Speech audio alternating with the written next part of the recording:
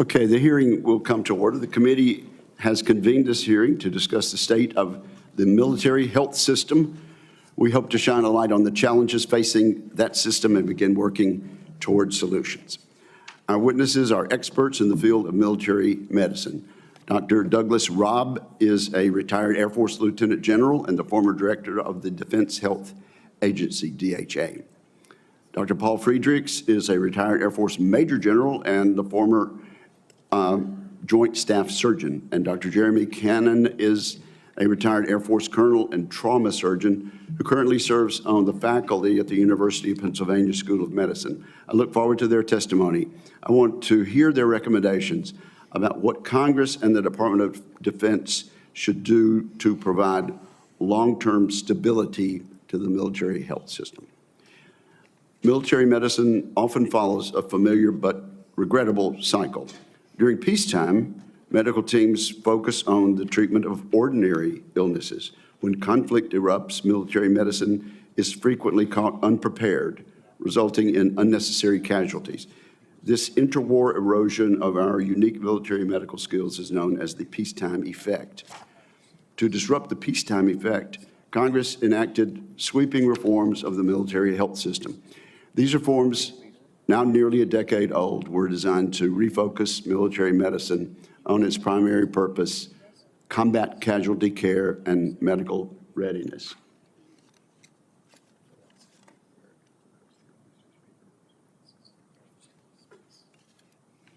We elevated the Defense Health Agency to a combat support agency and tasked it with administration of all military hospitals and clinics, relieving the military departments of that mission. The goal was to have the military services focus exclusively on the medical readiness of their forces.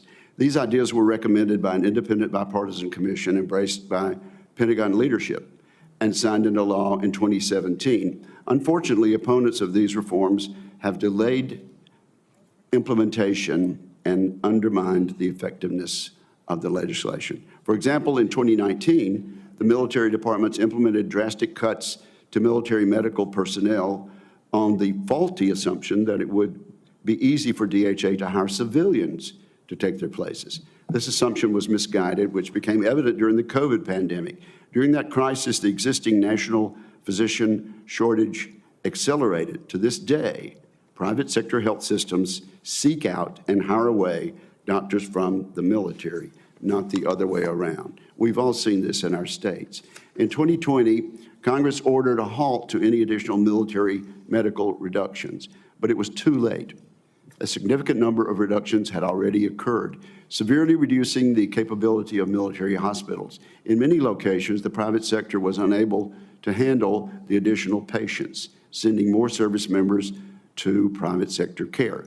This has proven more expensive and has sapped the military doctors' experiences that are vital to maintaining proficiency. Even worse, DOD has refused to request adequate funding for DHA, which would allow DHA to staff adequately and equip its hospitals and clinics. Since 2015, the budget for military hospitals has decreased by nearly 12%. The water damage at Walter Reed this January is an example of the antiquated infrastructure that military medical teams work with around the world. In addition to the problems I've just explained, I would like our witnesses to highlight how bureaucratic delays within the Department of Defense have prevented the military health system from preparing for the next potential conflict.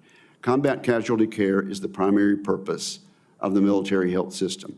When service members are exposed to danger or are injured, they need to know that they will receive the best care possible. We know that troops in combat are more comfortable taking the risks necessary to accomplish their mission if they have confidence in military doctors. We cannot go back to the way things were before 2017. We must stop scapegoating the Defense Health Agency. The Department of Defense must request adequate resources to ensure the department's hospitals and clinics are properly staffed and equipped. This is the best way to ensure the military health system is ready for the potential demands of large-scale combat operations in the future. I thank the witnesses for being willing to testify, and I now recognize Ranking Member Reed for his remarks. Well, thank you very much, Chairman Wicker, and welcome to our witnesses, General Douglas Robb, General Paul Friedrichs, and Colonel Jeremy Cannon. Each bring important perspectives from their extensive careers in military medical fields. We are fortunate to have such a distinguished panel before us. Throughout history, military medicine has often represented the leading edge of modern healthcare. Many of the life-saving practices common in today's emergency rooms and clinics were born out of necessity from the battlefield hospitals of the Civil War, World War I and II, Vietnam, and the wars in Afghanistan and Iraq. Professional expert healthcare, both in combat and peacetime, is a vital component of our military. Our servicemen and women and their families deserve nothing but the best in this regard. I am concerned that our military healthcare system will be challenged to meet the demands of a potential large-scale future conflict, particularly in the Indo-Pacific.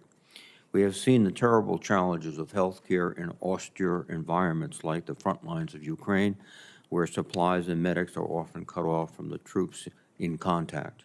These risks would be compounded in the Indo-Pacific, where contested logistics and the tyranny of distance would be major factors.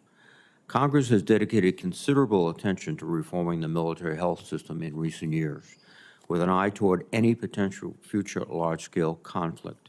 The primary objective of these reforms have been to improve combat casualty care, assure quality medical care for service members and their families, and ensure that military medical professionals are able to deliver the world's best care on the battlefield, at field hospitals, and at medical centers and clinics. However, until relatively recently, the military health system was inadequately designed to meet these missions. For decades, the individual military branches managed their own military treatment facilities, and the Defense Health Agency, or DHA, was tasked with managing Defense Department health care via civilian providers. This system was hampered by unnecessary complexity, a lack of standardization, inefficiency, and redundancy in the system, and inflated costs.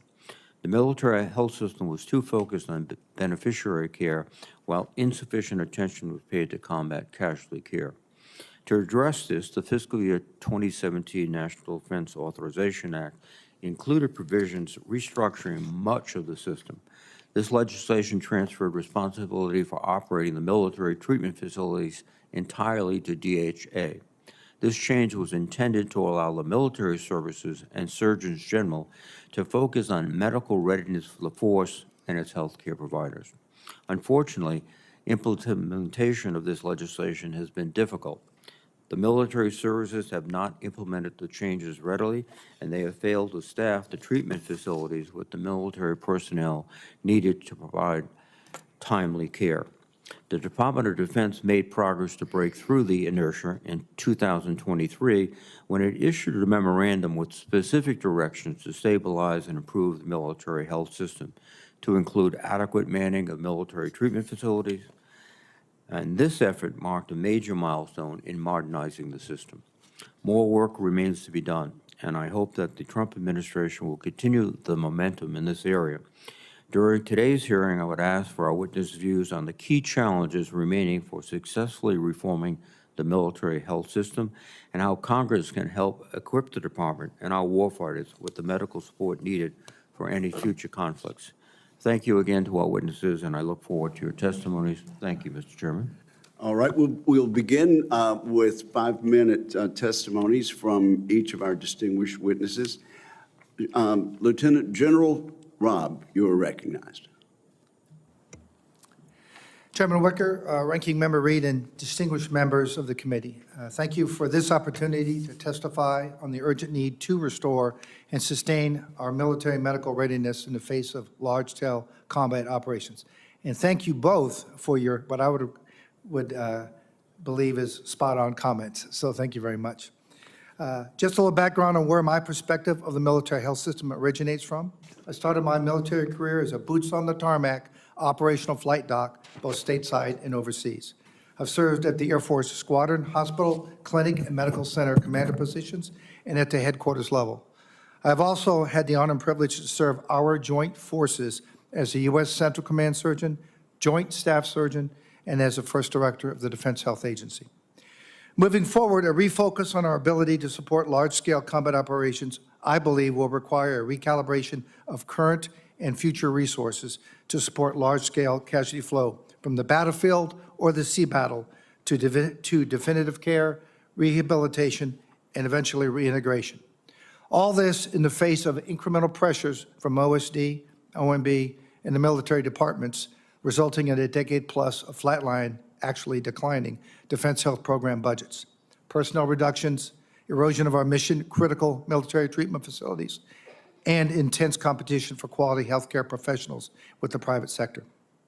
One of the key military health system organizational elements in support of the military health system strategy is the evolving and maturing Defense Health Agency, designated as a combat support agency, that was established over a decade ago. Recently, the DHA's justification, and specifically the DHA's designation as a combat support agency, has been challenged and questioned. In 2011, the Deputy Secretary of Defense issued a memo titled Review of Governance of Model Options for the Military Health System that was driven by the department's significant growth in healthcare cost. Fast forward a decade later, sound familiar? The Task Force on Military Health System Governance Reform was then established, and this is key, that included co-chairs from the Joint Staff, OSD, and FLAG and SCS representation from the Joint Staff, OSD, PNR, CAPE, and Comptroller, and the Service Surgeon Generals for a total of 9 voting members.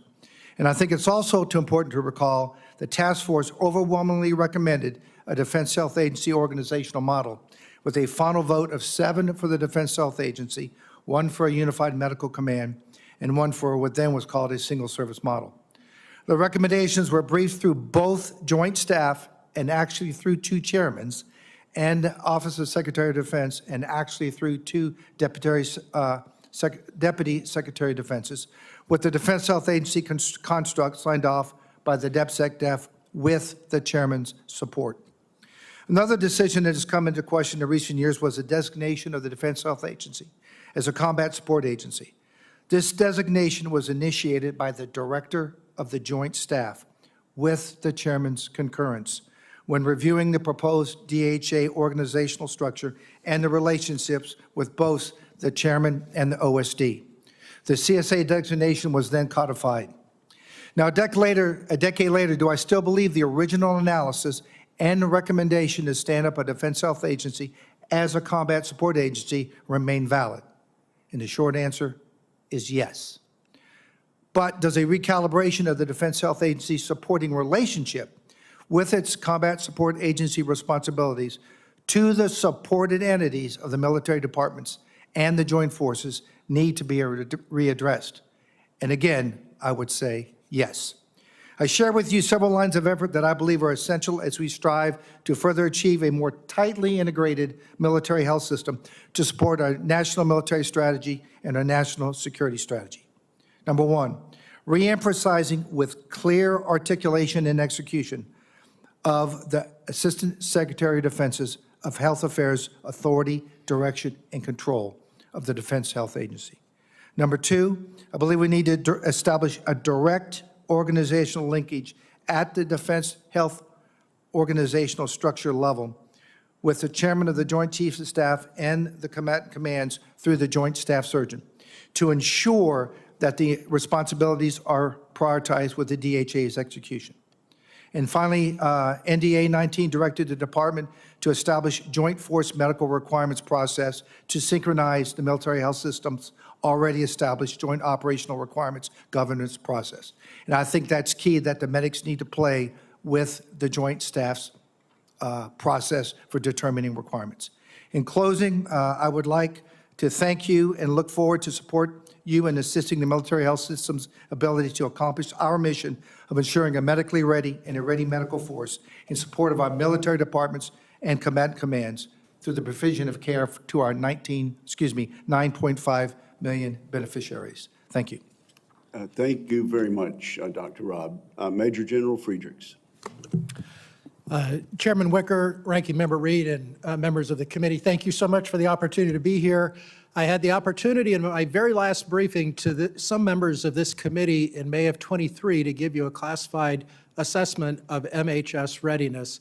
And I will start with a recommendation that if you've not had an update since May of 23, I would implore you to schedule that so that the Joint Staff Surgeon can give you the most current classified assessment, because what we will provide today is an unclassified assessment. Second, I'll give a disclaimer that the views that I express are my own, not those of any organization with which I've been affiliated. I've provided a detailed written statement to you, and I would respectfully ask that that be entered into the record of this hearing. All of the statements will be added to the record at this point without objection. Thank you very much, Chairman.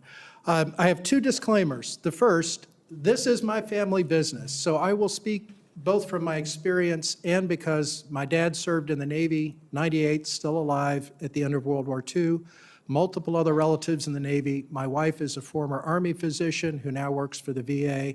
We're very proud that one of our children is a Marine. I care about this not only because of all of the others, but because this is what my family has done for generations. My second disclaimer, like General Robb, is I've had the privilege of serving our country now for 39 years. And the majority of those years I've spent in joint roles. Congress got it right in 1986 with the Goldwater-Nichols Act, but the one thing I wish you would change is to include medics as part of the military.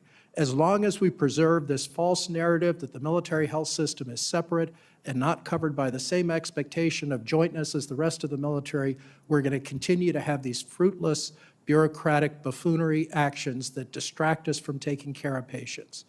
I encourage you to treat the military health system like a part of the military. We've had tremendous accomplishments over the last 20 years with the lowest rate of deaths among injured ever seen in conflict, and we should be incredibly proud of that. When I deployed, I had what I needed when I needed it, Air-Evac available. I flew Air-Evac missions. I operated on casualties. I never lacked for what I needed. I cannot offer you the assurance that my successors will have that same environment in the next conflict. And I am grateful that you're holding this hearing today.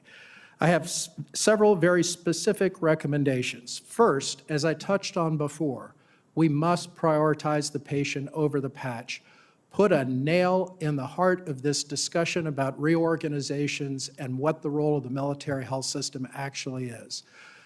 We need to commit, and we need your help in the next NDAA, to clearly articulate, just as both the chairman and the ranking member said, the military health system exists as part of the military to ensure that we deter those who might seek to harm our nation and defeat them if they try to. The military's role is to take care of the human weapon system. The healthcare benefit delivery is part of how we do that and part of a commitment that we make, but I implore you to address that in the next NDAA. As I said before, I think that you got it right with Goldwater-Nichols, and I would encourage you in the next NDAA to clearly articulate that you view the military health system as part of the military and not exempt from the requirements that the rest of the military faces. A joint casualty stream requires a joint casualty care team. That seems relatively straightforward, and yet that is still something that we are arguing over, whether medical units should be interoperable, whether they should have the same equipment or the same training. The answer is yes. Look at Israel, look at almost every other country with a large military. They've already made those changes, which you rightfully began and appropriately began in 2017. We don't need another reorg. What we need is execution of the vision that you laid out. The next point that I'd bring up is resourcing, and both the chairman, the ranking member, and Dr. Robb touched on this. Healthcare is not cheap. The mistaken belief that somehow military medicine can be done at a lower cost than in the civilian sector and be ready for conflict is just that. It's a mistake, and it's a discredit to those who state that they care about our patients. Finally, I'm deeply concerned about our growing vulnerability to biological threats. The decisions to take down our overseas partnerships to build better biosurveillance, the decisions to take down research in biological threats, the decisions to take down multiple other programs that we had built as a result of the 2018 National Defense Strategy, which President Trump signed in the first administration and President Biden updated. put us at greater risk, and we must continue to address those risks of the evolving biological threats, both naturally occurring and deliberate threats. The confluence of AI, biotechnology, and compute is dropping the bar dramatically for biological threats. We should be working on mitigating that. I thank you again for the opportunity to be here and for your interest in this. Thank you, Dr. Friedrichs. Colonel Cannon. Chairman Wicker, Ranking Member Reed, and distinguished members of the committee, thank you for the opportunity to testify. These comments are my own and do not reflect an official position of my employer, Penn Medicine, or of the Hoover Institution, where I currently serve as a veteran fellow.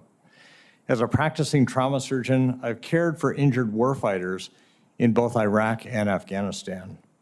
I've directed the DoD's only Level 1 trauma center. And now I lead a Penn Medicine Navy partnership for trauma training. I know firsthand what it takes to save lives on the battlefield and what happens when we fail to sustain medical readiness.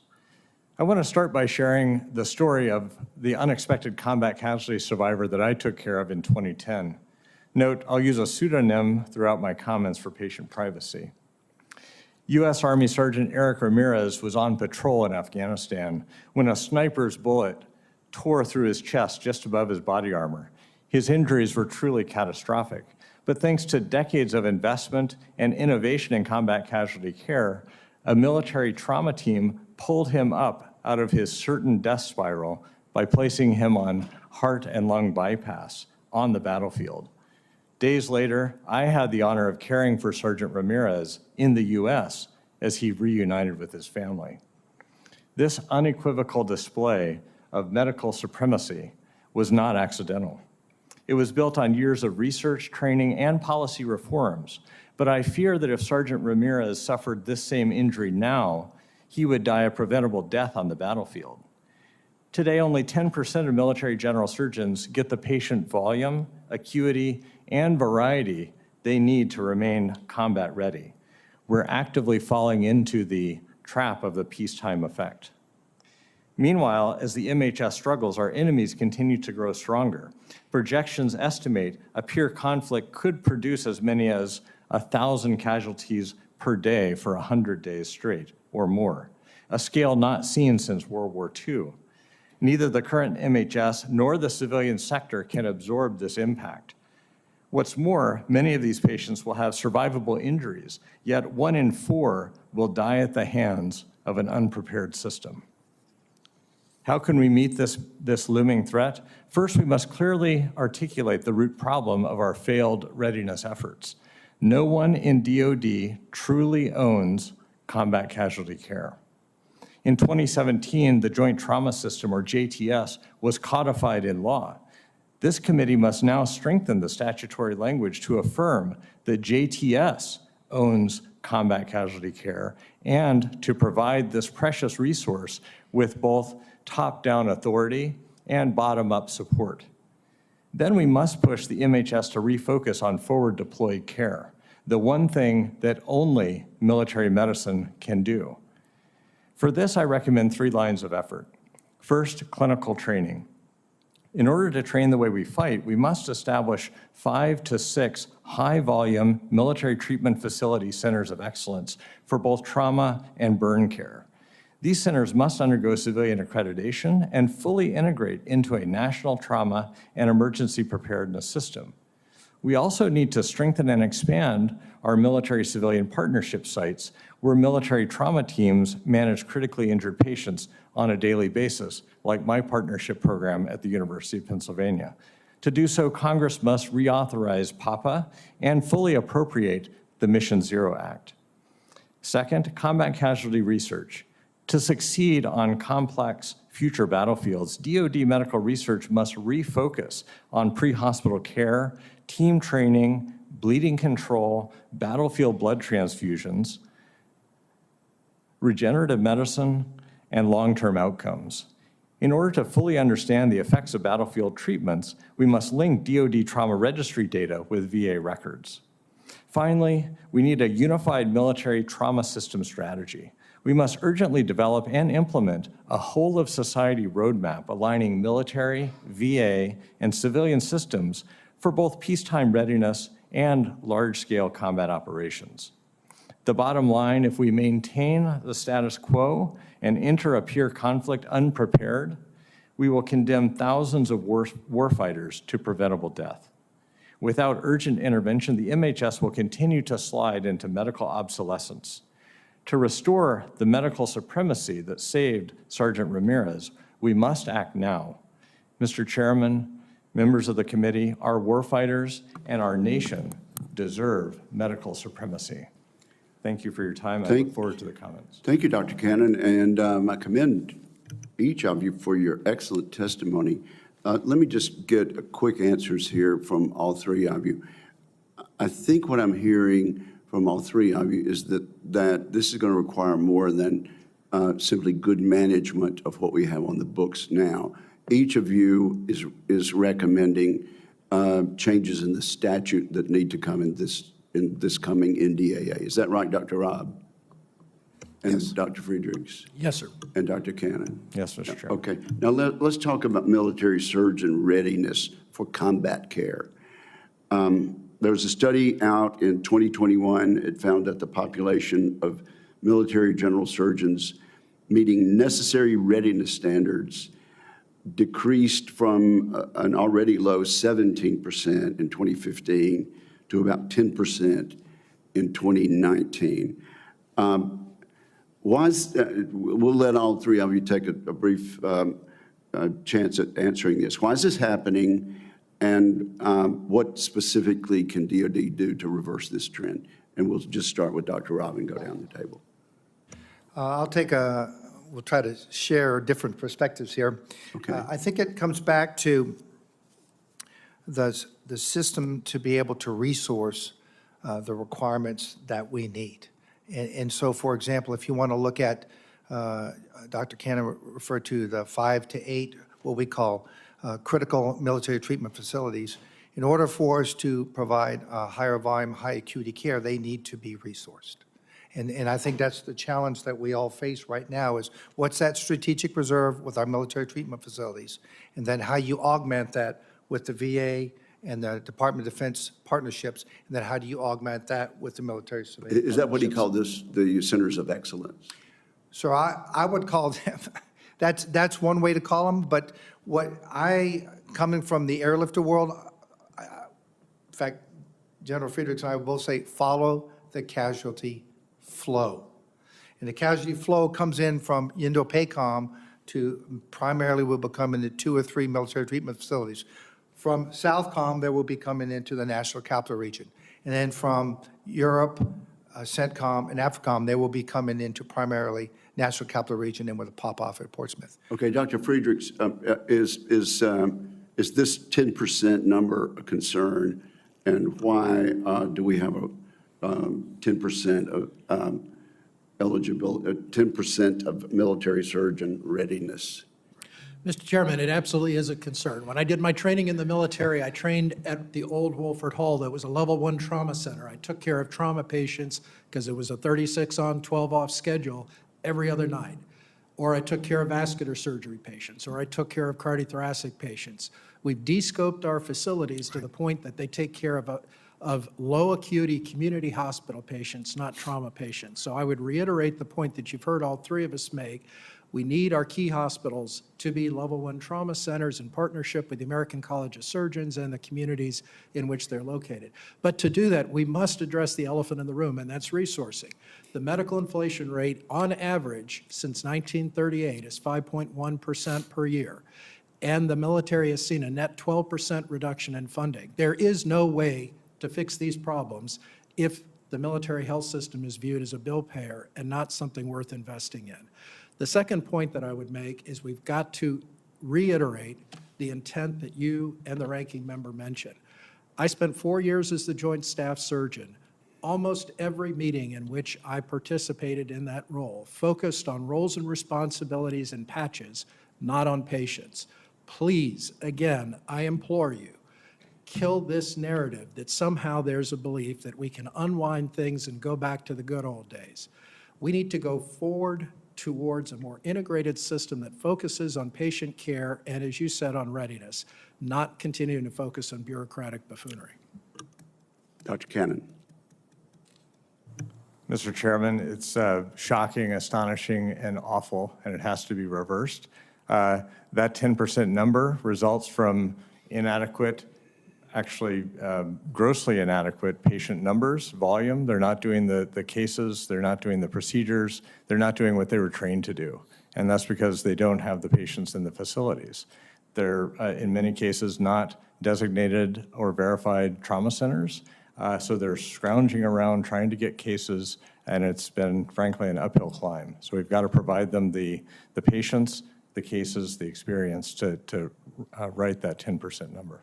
Thank you very much, gentlemen. Senator Reed, you're next.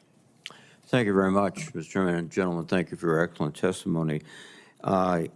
In the 2023 memorandum by the Deputy Secretary of Defense, one of the key points, I believe, is the direction to attract beneficiaries to the MTFs, which would increase the patient flow, increase the demands on physicians, et cetera, and also save money, they believe.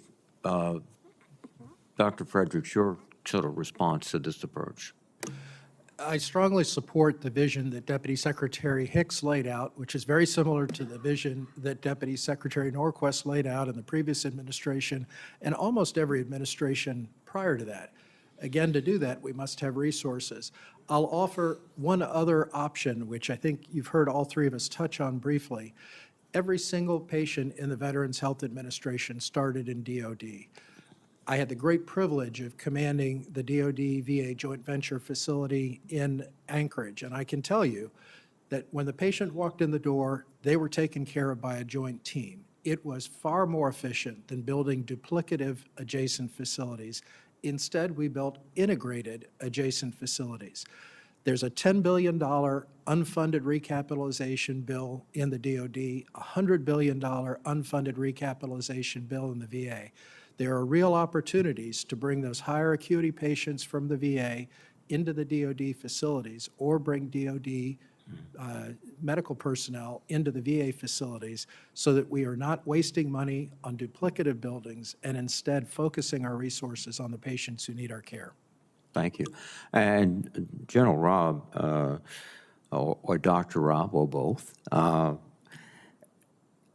do you think the military healthcare system is adequately focused on the combat-related medical capabilities? I've heard comments by all the panel suggesting that they're diverted into things that are not effective in the combat situation.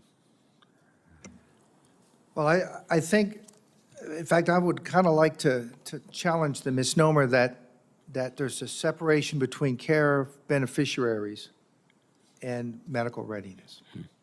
And I would argue the way that we get our skills, primary care, specialty care, and just as important, our allied health, pharmacy, x-ray techs, logistics. We get that by taking care of our beneficiaries.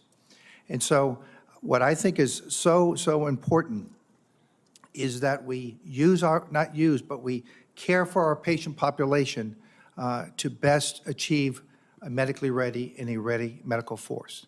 And what I think is really important is that, again, we have to create a capability. It has to be an enterprise approach.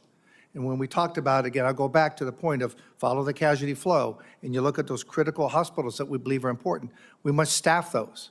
And we must staff those to the fullest extent possible. You can't reattract patient care into our MTFs unless you staff them.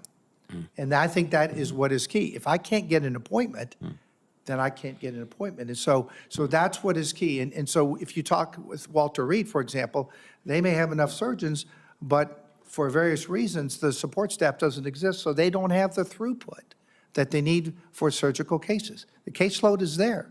So what I think we need is an enterprise approach on how do we resource, okay, the full spectrum of support for our critical care hospitals, and then make up the delta with our military VA partners and with our military civilian partnerships. Thank you. Dr. Cannon, your comments, please. Senator, I think it's vitally important to have highly functioning premier medical centers that we can be proud of, that our surgeons and other specialists and allied health members want to be a part of. Right now, many of these facilities are shells of what they used to be. You heard about Wilford Hall. That was an amazing facility that did so much good for so many decades. The new incarnation, Brooke Army Medical Center, the San Antonio Military Medical Center, is also amazing, but it's sort of out on the vanguard by itself. We need other premier flagship centers. And I think we can do it. We've got the pieces in place, but we've got to commit to keeping the combat casualty at the center of our focus and make it happen. Thank you. My time is just about expired, but a yes, no, or perhaps answer. I am concerned about the ability to mobilize medical professionals for a all-out fight. Is that a valid concern? Yes or no, please? Yes. It is the billion-dollar concern. The Israelis have proved that. And we have a shell game right now with our Guard and Reserve and civilian facilities. We're going to pull them out, deploy them, and assume that civilian facilities, which during COVID required 70,000 military medics to take care of a surge in demand, instead lower their staff and then take care of a surge in demand. The math doesn't work, even for a Louisiana public school grad. Dr. Cannon, go ahead and answer the question. Yes or no? Take the time. I agree. It's a Thank you. concern. All right, Senator Fisher. Thank you, Mr. Chairman. Thank you all for being here today. I really appreciate the information that you're giving us and also the concern you have with the direction that we aren't headed yet.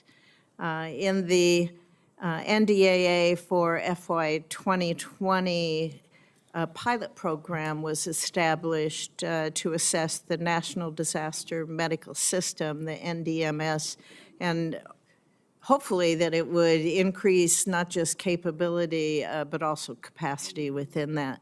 In a conflict, you know, we've touched on that already. We have to be able to quickly disperse and absorb casualties throughout the United States.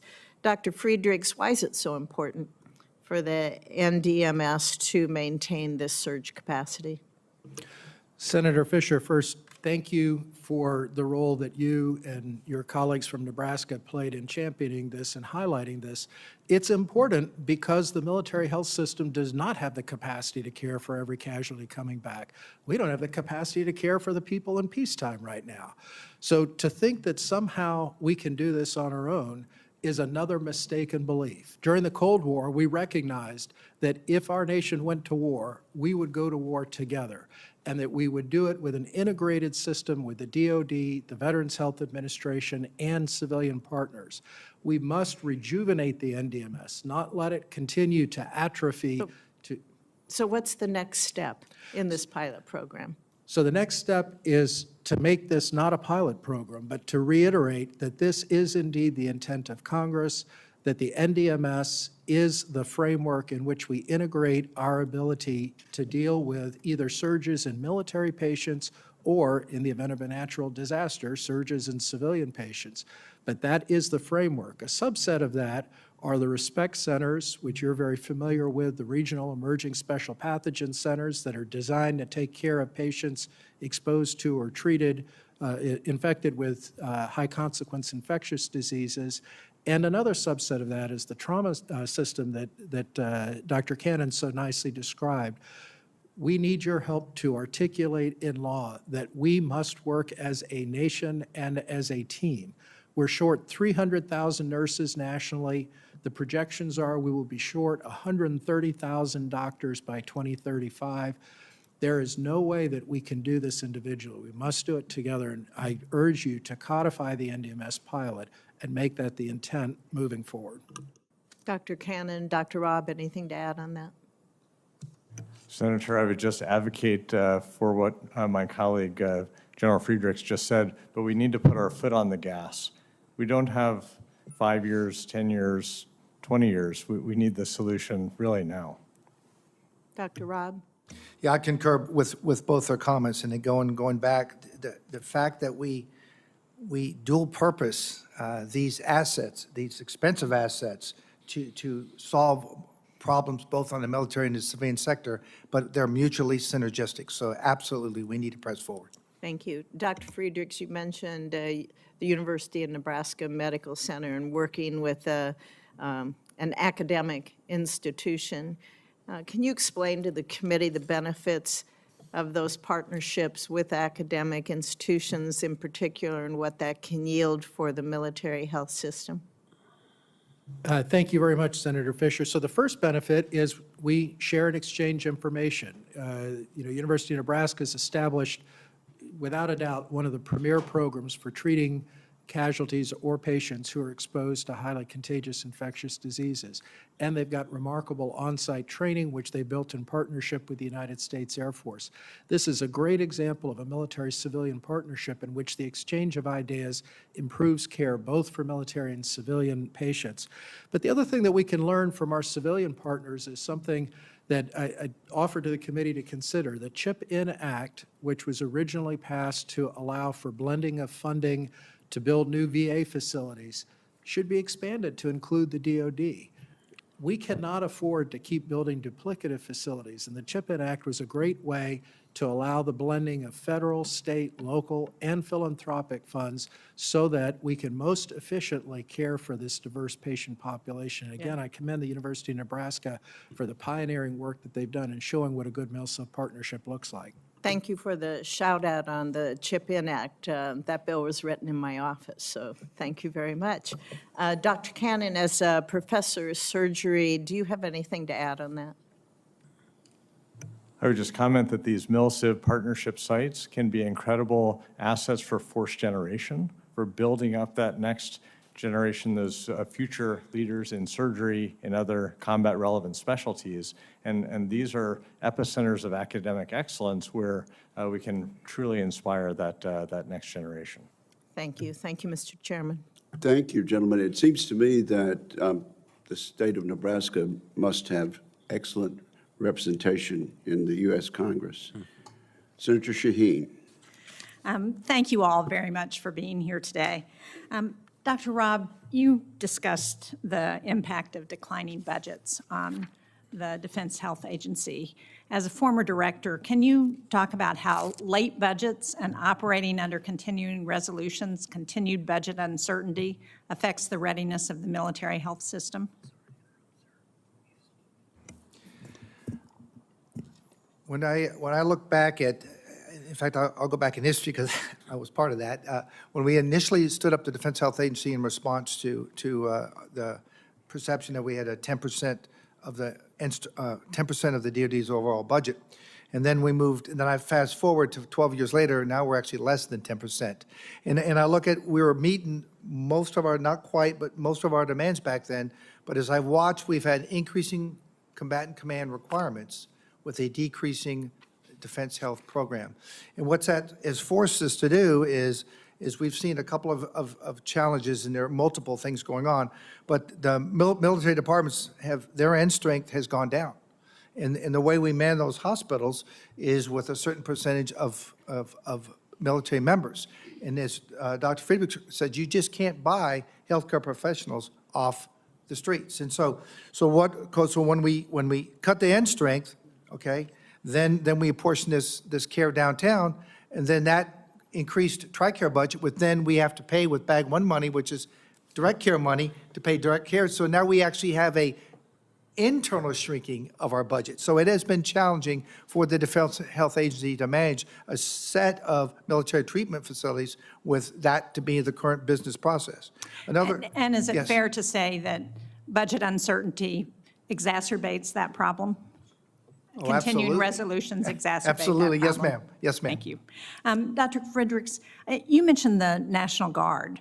And one of the things that I know, the National Guard, as we all know, is assuming a greater role in actual deployments and picking up work for the regular military. I could probably say that more eloquently, but they're taking on a much bigger role than they did 30 years ago. And yet the National Guard doesn't have the same coverage for health care that our regular military does. Despite the challenges that you all have identified, it's even a greater problem for the National Guard. Can you speak to what we ought to be thinking about as we're thinking about how do we ensure that the Guard actually has the health care they need so that they're ready to go if they're called to deploy or called into combat? Thank you, Senator Shaheen. And I'll start, if I may, first with your premise that there's an increasing demand signal. The decision to take down the United States Agency for International Development and most of its capabilities is almost unquestionably going to drive more demand on the Department of Defense. USAID provided countless services for disaster response and for work with allies and partners around the world. And for global health. And for global health, and for biosurveillance, and many other roles. In the absence of USAID, we either agree that when Americans are caught in a disaster, they're on their own, or we're going to turn to the only other organization that has those kind of capabilities, and that's DoD. So we should, I'm afraid, expect to see more demand on DoD as a result of those changes. To your point about healthcare preparedness, when we look back at why people shortly after deployment have to be pulled off the line, interestingly, it's dental care, primarily among the Guard and Reserve, who don't have ready access to that. I think if we are serious about a smaller force that must be ready on a moment's notice, we are going to have to address how to ensure that force is ready when needed to go forward. And that's medically ready as well as ready and proficient with whatever their assigned task is. And we're learning a lot of lessons on our industrial base side from the war in Ukraine right now. And a lot of lessons about the conduct of war today. Are we learning anything about the healthcare system and what we ought to be thinking about from what's happening in the war in Ukraine? Anybody? If I may, I'll just quickly say, having just been with the Ukrainian Surgeon General, absolutely. So what they have found first and foremost is they're in the kind of conflict we will likely be in. In the absence of air superiority, contested logistics, you must have a functioning system that's integrated. And this gets back to Senator Fisher's question about the National Disaster Medical System.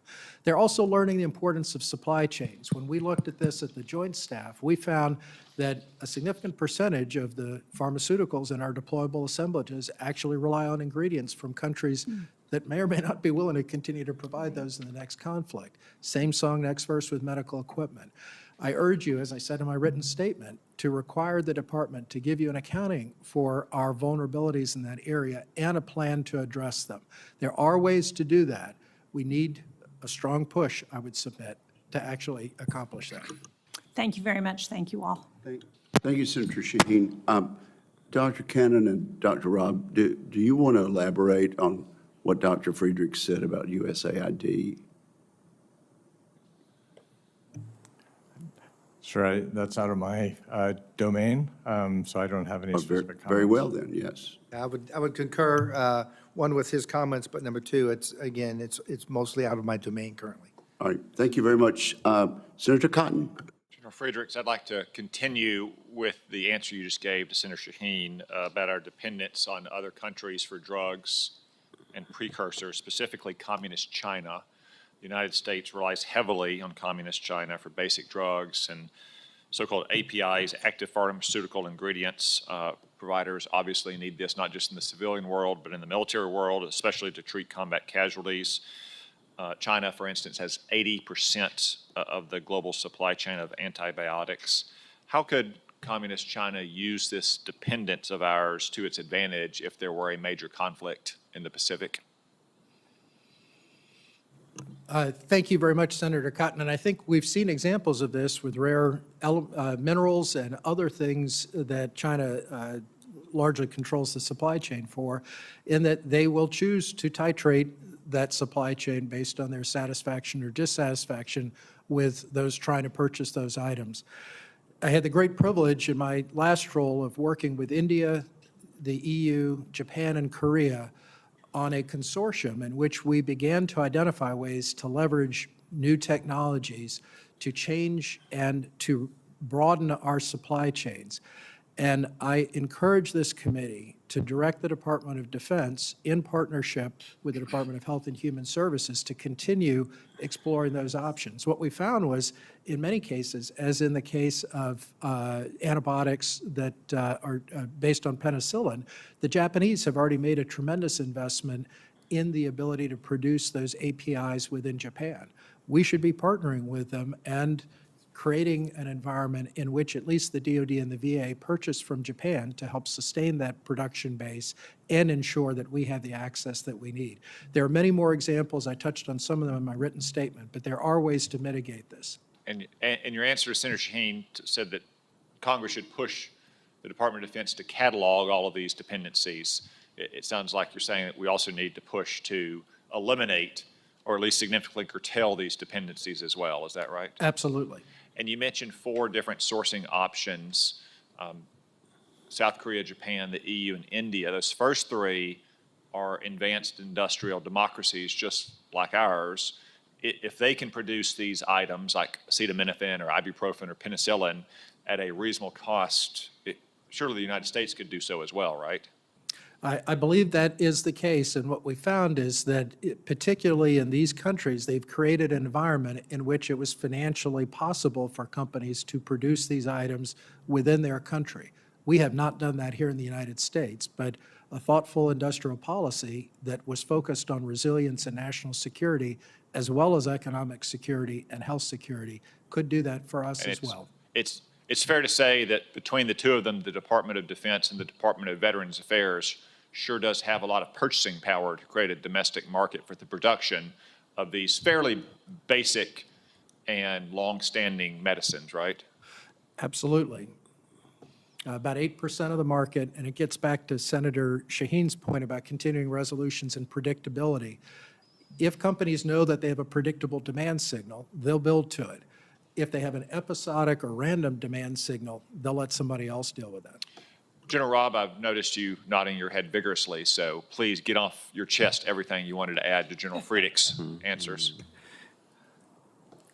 Yes, I also, and I know, I'm sure you're aware, and this has been in the direction from questions asked by our Congress. The Center for Health Services Research at the Uniformed Services University has been tasked with, along with the Defense Logistics Agency, to catalog and specifically look at what and define the problem. What is the Department of Defense's reliance on the medicines that we have talked about that are primarily sourced from China and from India, and then which will then help what I would call inform the decisions a way ahead of whether you, what I call it, ally shore, or near shore or onshore, as Dr. Friedrichs discussed in looking at a way forward. But they're creating that, what's the data to drive the decision and the investment. Thank you. Okay. Thank you, gentlemen, both for your answers. It's long been the case that the Department of Defense, acting at congressional direction, has mandated the domestic purchase of many uniform items. So I think surely we should make sure that our troops have the medicines they need to stay healthy or to recover as needed. Thank you, Senator Cotton. Senator Kane. Thank you, Mr. Chair, and thank you to the witnesses. I want to particularly recognize Dr. Cannon. I know you're very well prepared for this hearing today because one of the leaders that's with you, Kristen Malloy, used to be on my staff, and she made sure I seemed a lot smarter than I was at any hearing that I attended. I think I want to focus all of your attention on the workforce issues because I'm on the health, education, labor, pension too, and if I go to my hospitals and healthcare providers, they're singing the blues about workforce, tight labor market, difficulty hiring and retaining folks. I went to the grand opening of a new VA clinic in the Fredericksburg area 2 Fridays ago, and we built it to the tune of about $350 million. And we built this state-of-the-art clinic with one step down from a hospital because there were multiple clinics in the area, and veterans were having to go from pillar to post to get care rather than a single place. But when we opened it, and I was there for the opening, I had staff say we're on a skeleton crew. The 3 VA hospitals in Virginia, Salem, Richmond, and Hampton are laying people off. There's hiring freezes. There's plans for even more layoffs. And so the estimates I was getting at that grand opening is they're probably 20 to 50% staffed.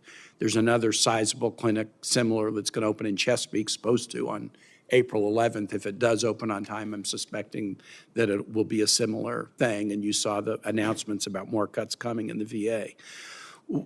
What is your vision for how you've talked a little bit about the need to be more integrated between DoD facilities and VA facilities, but then also on the civilian side, what is your vision for how we equip our civilian system to provide a surge capacity or backup capacity when we need it to perform well in combat situations? Please, Dr. Cannon. Senator, thank you for your very insightful comments and questions. I am a veteran. I get my care at our VA in Philadelphia. My wife is a primary care physician and takes care of veterans. So I can speak to your comments about the VA from that perspective. I do have a role at Penn Medicine as the Assistant Dean for Veteran Affairs for Penn Medicine, but I'm quite new in that role and still learning the ropes. So I'll speak more from my end user experience. I would say that certainly there are opportunities for synergy. The partnerships between VA facilities and academic medical centers, I think, have been partially realized, but in this sort of urgent situation we find ourselves in, we need truly a whole of society approach, and where there can be market synergy, where there can be economies of scale, we should aggressively pursue that. I know that our CEO, Kevin Mahoney, has made overtures to the VA, and there have been agreements signed between the VA. I don't have detailed knowledge about that and where that stands, but I think there is an opportunity, and we should push for that. And as a veteran who receives my care, I hope that we can continue to deliver excellent care through better synergy. How about Dr. Friedrichs and Dr. Robb? Thank you, Senator Kane, and that is a beautiful facility, and it'll be tragic if it sits there empty while veterans are unable to access care because of shortages of medical professionals in the VA, in the DoD, and in the civilian sector. We're in a less than zero-sum game right now, and that is both a health security issue but also a national security issue. The first recommendation I would make to this committee, direct that the Department of Defense does not close any more of our military training programs. For decades, the military training programs have been one of the pipelines that when people eventually left the military, which all of us do, they go to the civilian sector.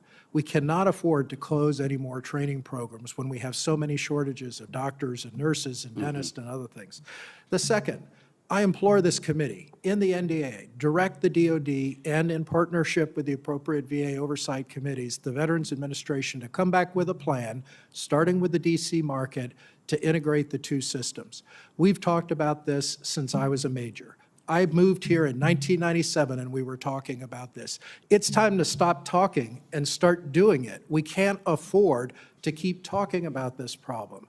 That hospital in the VA here is ancient. It's got to be replaced. We just finished $1 billion upgrade at Walter Reed. Why in the world are you not demanding that we come back with a plan to do that? It is more efficient and it helps to pool the resources. The third point, and the most important one in your health committee role, is we must address these pipelines as both a health security and an economic security and a national security concern. As long as the pipelines continue to be insufficient to need, there's no way that any of these problems are going to get fixed. And I think you have a unique opportunity to help bring that into both committees. Thank you, Senator. Thank you. And Dr. Robb, I'll ask that question for the record because I'm now out of time. I yield back to the chair. All right. Actually, these witnesses will not be taking questions for the record, but I'll let you follow up for 45 seconds. Dr. Robb, then could you approach that workforce integration question too? Thanks. Yes, and I'll go back to where we can share resources. And I will foot stomp. We have very many successful joint DoD and VA partnerships. Travis Air Force Base is a great example where the actual VA is inside of David Grant Medical Center, share staffs, but more importantly, share patients. We have other where we're co-located community-based outpatient centers that feed patients into like Anchorage, Alaska. We see that down there at Naval Pensacola. So those opportunities, because usually what happens is we want access to critical care patients, okay, for our proficiency, and the VA wants access to resources, which is either excess capacity on space or in staff. And so I think that continued movement forward, not always one size fits all, but that is very, very important. Much like the VA is at all the academic health centers, I think the Department of Defense, especially in our 6 or 8 strategic places, need to have strategic VA and strategic MilSIV partnerships, sharing staff. And I will quickly say, not only do we learn from the military, the military learn from the civilian opportunities. During OIF and OEF, actually, the American College of Surgeons made sure that they were with us so they could learn firsthand, real time, on how we were treating. So it is a mutually synergistic relationship. Thank you, Dr. Robb. Senator Rounds. Thank you, Mr. Chairman. And I'm going to follow right along that same line because I think what you're laying out is basic common sense when it comes to the integration of these two systems. My question is why is it that when we have what is considered to be excellent care with the military system, the MHS involved, and then we have to transition these young men and women as they leave the armed services into a VA facility in which we start all over again? We have different ways of communicating, and in fact, let me just ask this. In your experiences, how well do we integrate the transfer of information from the MHS back into the VA systems today? Senator, I can take a crack at that. I believe you're spot on. My experience in transitioning from the DoD to the VA was more of a lukewarm handoff than a warm handoff. I had to sort of navigate my way to the VA. I now have closed that gap, and I get my care there, as I mentioned. But it's not a smooth process. So why is it still the case that the two healthcare delivery systems are so partitioned? I think you have to go back to ancient history almost in our country. And if you look at Secretary Gates' comments about his experience as Secretary of Defense, he said the one department that gave me the most fits was the Department of the VA. So there are historic challenges. The VA wants to do it their way. Understandably, most of us do want to do it our way, but I think there are clear opportunities and a clear demand signal to break down those barriers and realize opportunities for synergy. So I hope we can do that. I think the focus should be on whether or not we're delivering for the veteran and not necessarily the survivability of the VA itself. And I think that sometimes gets mixed up. Yes, I'm just curious, gentlemen, we've talked about trauma centers, we've talked about the integration or an integrated healthcare system and so forth. We're not right now in we're not at the same degree of activity and intensity with regard to battlefield casualties as we were just a few years ago, and therefore the opportunity for these surgeons, these battlefield surgeons and others to actually learn right now is probably not as great. How do we keep the intensity or the capabilities, the training, how do we keep that up to date when we don't have those opportunities? And I'm not going to say that they're good opportunities. I'm glad that we're not in them, but how do you allow that surgeon to keep those skills up to speed when you don't have the types of casualties that you have on a battlefield that we were experiencing for a number of years? Take care of sick patients, sir. There's an analog between taking care of a patient who has bladder cancer and needs to have their bladder removed and taking care of a patient who's just had a gunshot wound to the abdomen, needs to have their bladder reconstructed. We need our military medics taking care of sick patients. They do that at hospitals that are well-staffed and well-resourced to take care of sick patients. And so, that's what we have done historically to maintain the proficiency of surgeons or of critical care nurses or of medical logistics staff, is keep them busy during peacetime taking care of sick patients. It's not a perfect analog, but that is the best surrogate, and that requires resourcing the system, making sure that sick patients can get in the door and get the care they need. And to your point about the VA, I would just say I applaud the VA for accelerating moving forward with their electronic health record, because that is going to be the secret sauce that enables greater sharing between the two departments and will enable us to track patients from the day they join the military to the day they take their last breath and really learn how to improve both systems. Is the current system that you use integratable with the VA's new proposed medical records healthcare system? So I am not an expert on the VA system. When I left the movie, they were looking at purchasing the same system that the DoD had purchased. I hope that those with oversight responsibilities will insist that the two systems are integratable, because technologically, there's nothing to prevent that. I mean, civilian healthcare systems integrate Epic and Cerner all the time, or McKesson and Epic. There should be no technological reason why we can't do that. Thank you. General Robb, anything to add to that? I would share what Dr. Friedrichs said. In fact, what I was excited about is I've had the opportunity for family members to be in civilian hospitals, and they are able to reach into it and see Genesis now. And so they know the health care that my family members have been getting in the military. I know that has absolutely been the vision between the Department of Defense and the Department of VA, and I believe that is still what I would call the true north. Thank you. Thank you. Thank you, Mr. Chairman. Thank you, Senator Rounds. Senator King. Thank you, Mr. Chairman. First, I want to thank you for having this hearing, very timely and important. Secondly, I want to associate myself with Senator Cotton's comments about a sort of Berry amendment for drugs.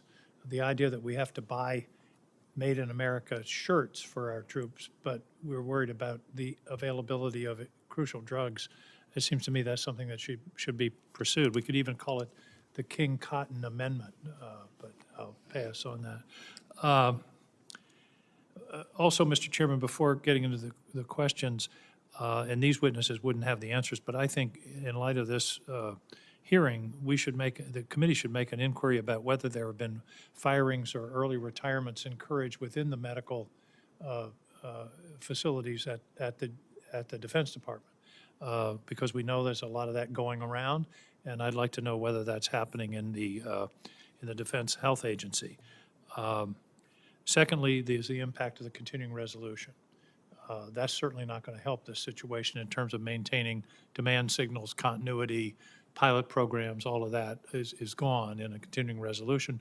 For the first time in my knowledge, I think the first time in American history, we're faced with a year-long continuing resolution, which basically vitiates the entire budget process. Okay. What we're really talking about, it seems to me, is surge capacity. And it's impractical to maintain a capacity within the Defense Department or even Defense plus VA for the kind of casualties that would be generated in a significant conflict. Therefore, I see no other alternative than a cooperative surge agreement with the private sector. That's where that's where capacity is, even though that's fairly limited. But Dr. Friedrichs, isn't that really what we're talking about here? Is how do we deal with a conflict way beyond what we're seeing now within the current capacity? Defense Health Agency couldn't do it. VA couldn't do it. It's got to be it's got to be relationships, and shouldn't we have those relationships in advance so this isn't something that we scramble to do as we did during COVID, for example? Senator King, I could not agree more strongly, and I'll point out that. Let the record show that what he Thank you, sir. So in the Cold War, we had what was called the Integrated CONUS Medical Operation Plan, which it was essentially what you just described. It was our shared commitment as a nation to care for our nation's casualties if and when our nation went to war. That depended on the National Disaster Medical System as part of the integrating function between the federal and the civilian healthcare system. The NDMS has been allowed to attrit. I echo the recommendations to reauthorize the Pandemic and All Hazards Preparedness Act, because that in part enables the NDMS. But I implore you to go further. The Integrated CONUS Medical Operation Plan needs to be updated, and we started that work when I was the Joint Staff Surgeon, and it's continuing today. Having the NDMS in name is not sufficient. We actually have to build out the numbers by community of what beds would be available, With who would take them. with pre-existing conditions and analysis of needs. Yes. And I just wonder if the Pentagon has war gamed this issue.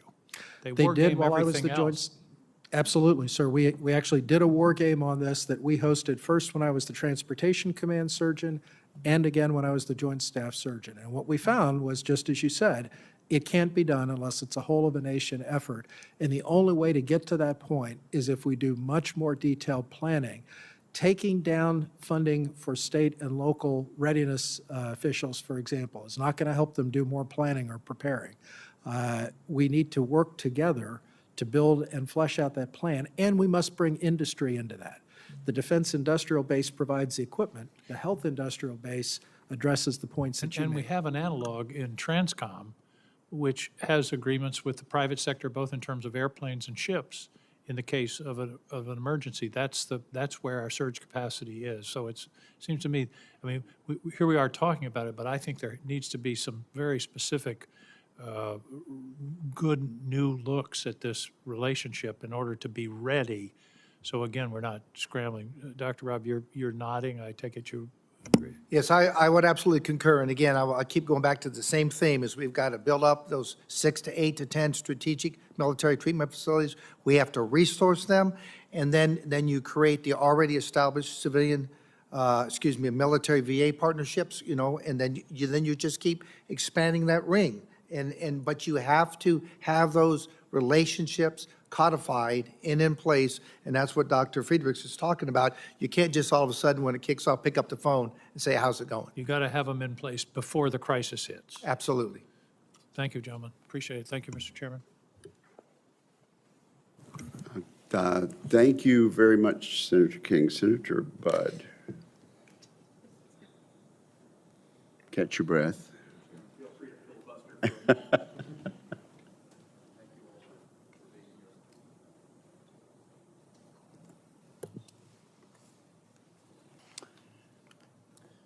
Major General, in your opening statement, whether here or able to watch it on the closed circuit, you identify the importance of the relationship between the military health system and the defense logistics enterprise. So should deterrence fail and the war break out in the Indo-Pacific, there are undeniable logistics constraints, particularly given the geography of Indo-PACOM. The logistics of replenishing medical supplies and evacuating wounded service members could make all the difference in reducing service member casualties. You provide a number of recommendations in your opening statement to address these concerns, including a number of reports and studies, so thank you for that. So what can our military health system do in the short term, like immediately, to address logistical constraints, and how can DoD leverage medical innovation to address some of those constraints? Thank you very much, Senator. I think the most immediate recommendation that I included in my written statement was that whenever we contemplate an operation or we're updating plans, we do a medical feasibility assessment, very similar to the medical logistics, or to the logistics feasibility assessment that the Joint Staff J4 does. We need to ensure that we are informing our combatant commanders about what is and is not possible. That is something that can be done very easily. The longer answer to your question gets back to the discussion that we were just having about partnering with industry, both on the equipment and pharmaceutical side and on the healthcare delivery side. We have the Civilian Reserve Air Fleet that allows us to commit money to ensure that we have industry partners willing to provide aircraft and support when we need it. We have no such analog in the healthcare space, even though we know, as multiple senators pointed out this morning, that there's insufficient capacity in the DoD and in the VA to care for our casualties. The NDMS currently is a voluntary system in which hospitals can say, yeah, okay. And then when we call them, they say, I'm busy today, I'm not going to participate. We actually need to codify a system, as we've done with other industrial partners, in which there's a commitment and an understanding of how the reimbursement would work. The last point that I would make on that going forward is, in supplemental planning for future operations, we have to build in that cost. There is no question, if we're bringing back thousands of casualties, as Colonel Cannon described, that is going to displace care and it's going to increase cost at hospitals. We have to plan for that. That's why this whole planning effort, the Integrated CONUS Medical Operations Plan, for which Northcom is the lead, in partnership with industry, state, local, and HHS officials, is so important so we can bring back the requirements for funding and the challenges that we'll need congressional help to address. Thank you. Following up on that, you said we need to codify that. Do you have the language ready, or has that been written in a way that we could review either individually or as a committee? Senator, I took the liberty of including an attachment with suggested language just in case anyone wanted to do that. We'll read it in a few moments. Thank you. Mr. Robb, as you know, the department relies on a mix of military personnel, federal civilians, and contractors to carry out its mission. Talk to me about the roles of physician extenders such as registered nurses, and what role do physician extenders play in ensuring the readiness of the broader force, and what challenges do you see to retention of physician extenders? Thank you for that question, Senator. I think it's key that what we are the same issues of what I call proficiency and currency that exists for physicians exists for our physician extenders. And the Army does a great job, especially in the way they've manned and equipped their fighting forces of using those physician extenders all the way down to the corpsmen to the fullest extent of their capabilities.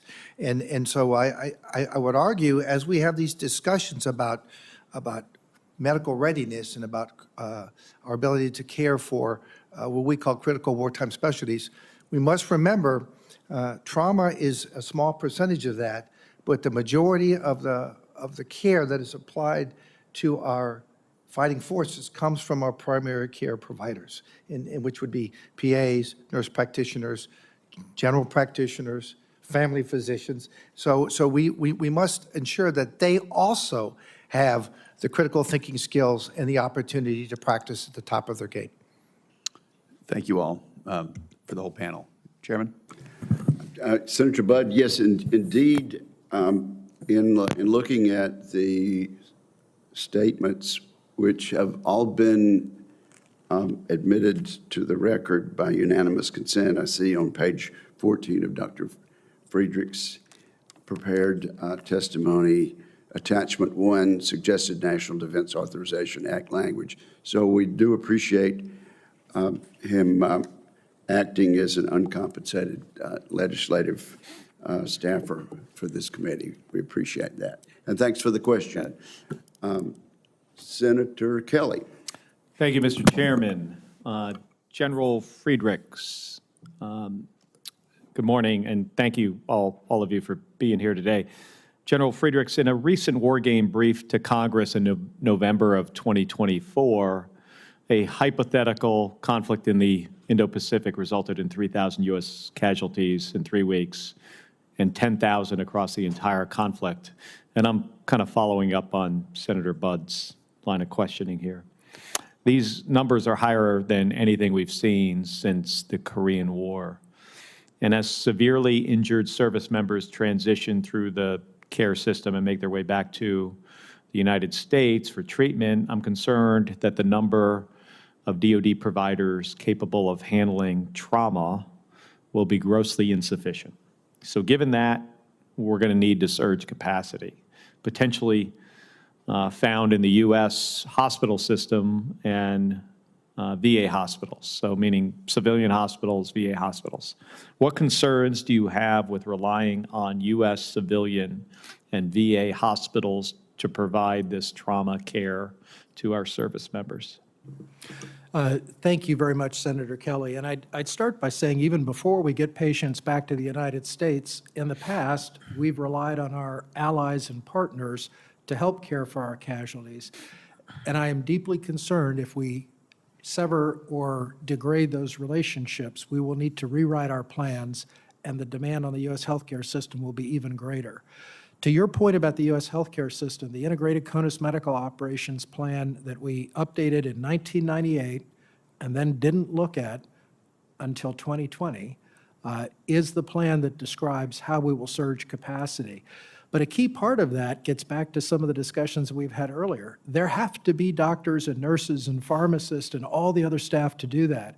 And I implore that we continue to look at the pipelines that produce those medics as well as the facilities in which they work. We had briefly chatted about the opportunity for a medical equivalent to the civilian reserve air fleet that we use to ensure access to civilian aircraft when needed. I believe we need some similar construct in the healthcare system where we partner with industry and recognize that during surge moments, there's a plan and there's money available for us to be able to leverage their staff and their facilities. Is there a plan? There is a plan. We wrote the first version of that before I retired, and they are working on an update to that. But it would benefit from additional congressional oversight to ensure that it's on track and it does not get diverted by bureaucratic buffoonery. Are there current efforts in the relationship building with these hospitals? The Defense Health Agency is tasked to have that outreach, and as I've met with hospital CEOs and system owners, there's certainly an opportunity to do more in that space. We must view the healthcare industry the same way we view the aviation industry or the missile-producing industry, as our partners. We cannot take care of America's casualties without those partners. Could you talk to the value in the 2 Navy hospital ships? I don't know if anybody here is prepared to talk about, because I think there's enough effort underway to replace those. There's also the training ships for the state maritime academies that I think also could serve a role. I visited one at the Philly shipyard a few weeks ago, had an operating room on board. Is that part of the system as you envision it? Yes, absolutely. The hospital ships are integral to our plans for a large-scale combat operation, and the 2 ships we have are some of the oldest ships afloat. They have to be replaced. I think there's a plan to replace them now. It's, can you speak to how that is going, if you know? So I pushed incredibly hard for that plan as the Joint Staff Surgeon against intense opposition that we should spend the money in other places. I would defer to the Navy for the latest update on it because they can give you the most current plan. But my understanding is that we're still years away from having the replacement ships available. So we'll have to extend the current ships. And I believe the last update I received, which is dated, was through 2035. But we do need that additional replacement funding to replace those aged ships. All right. Thank you, and thank you, Mr. Chairman. Thank you, Senator Kelly. Senator Warren. Thank you, Mr. Chairman. So we need a medical healthcare system that works in wartime, but the one we have is failing us in peacetime. And I think we need to do better on this. Fixing TRICARE's prescription drug benefit is part of that. Since 2009, TRICARE has outsourced to Express Scripts, a massive pharmacy benefit manager, PBM. The Defense Health Agency, DHA, pays Express Scripts to negotiate with pharmacies deciding where service members can pick up their prescriptions and what price they're going to pay. But Express Scripts also owns Acredo, a massive pharmacy that participates in TRICARE. And DHA has been allowing all kinds of self-dealing between these 2 entities. Here's one. DHA used to require Express Scripts to maintain a network of 50,000 pharmacies. But in 2021, Express Scripts negotiated that down to 35,000 pharmacies. Then they turned around and told thousands of pharmacies that they don't own, either to take money-losing terms or get kicked out of TRICARE. General Robb, you used to oversee the TRICARE network before this gaming started. Do you have any idea how many pharmacies have left just since 2022? And I have been out, Senator Warren, I've been out of that business since 2016. Okay. So, I just wondered if you happen to know how many had left. Yeah, I'll take a note. No, ma'am, I do not. Well, it's over 13,000 pharmacies have left this network, and most of them are independent pharmacies, community pharmacies. That has forced 400,000 service members and their families to find new pharmacies, and many of them have been pushed to the Express Scripts-owned Accredo. Even worse, Express Scripts has set up Accredo as the primary off-base pharmacy where military families can fill specialty drug prescriptions. You know, these are the really expensive cancer drugs, rheumatoid arthritis drugs that make up over half of the $8 billion in TRICARE prescription drug spending. So it's a lot of money here. It doesn't end there. As we speak, Express Scripts is facing a whistleblower lawsuit that alleges the company systematically overfilled TRICARE prescriptions at Accredo, saddling DOD with, quote, billions of dollars in excess dispensing fees and drug resupplies.